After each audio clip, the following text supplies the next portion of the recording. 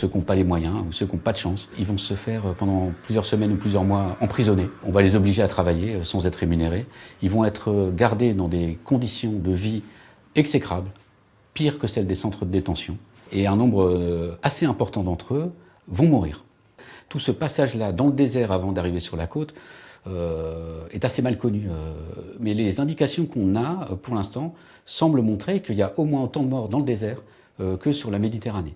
C'est évidemment des circonstances très difficiles pour une organisation humanitaire que d'assister ces gens-là qui vivent dans la clandestinité totale sous la coupe de réseaux mafieux extrêmement violents.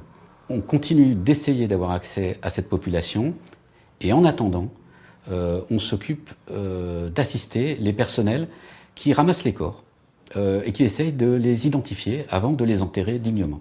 C'est un processus assez long, puisque ces migrants qui se retrouvent jetés littéralement sur les escaliers de la morgue chaque matin n'ont pas de papier sur eux. Et donc ces procédures, d'une part, prennent très longtemps, les corps restent trop longtemps à la morgue, et souvent se concluent par un échec. Et donc ces gens-là qui ont vécu l'enfer, qui ont échoué et qui sont morts, meurent de façon anonyme.